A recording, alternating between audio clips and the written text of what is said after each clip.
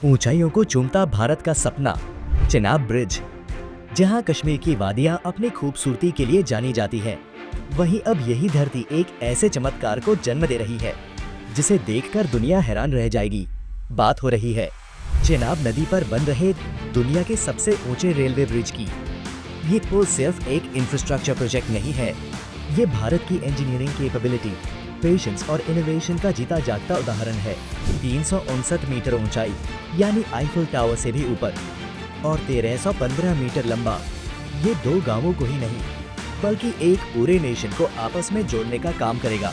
इस सपने को हकीकत में बदल रही है अफगान्स इंफ्रास्ट्रक्चर, जो नॉर्दर्न रेलवे और कोंकण रेलवे के साथ मिलकर इसे आकार दे रही है। यहाँ पहुँचना ही अपने आप में एक चैलेंज था, ऊबड़ खाबड़ रास्ते, कठिन जमीन और हर कदम पर खतरा। लेकिन भारतीय इंजीनियरों ने हार नहीं मानी। ये इलाका आता है अर्थक्वेक जोन्स में, इसलिए यहाँ के लिए खास डिजाइन तैयार किया गया।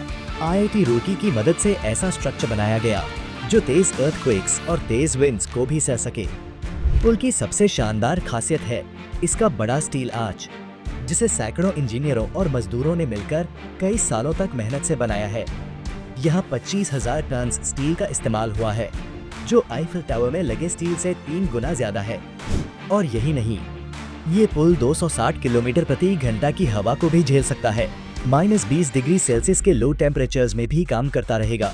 और अगर कोई एक पिलर गिर भी जाए तो भी ये पुल खड़ा रहेगा। जहाँ दुनिया में ऐसे पुलों को फैब्रिकेशन यार्ड में बनाया जाता है, वहीं यहाँ सब कुछ ऑन साइट यानी साइट पर ही तैयार हुआ।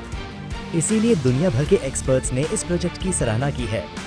जब ये पुल तैयार होगा तो ये न सिर्फ कौरी और बक्कल गांवों को जोड़ेगा, बल्कि भारत के नॉर्थ से साउथ तक यात्रा को आसान बनाएगा।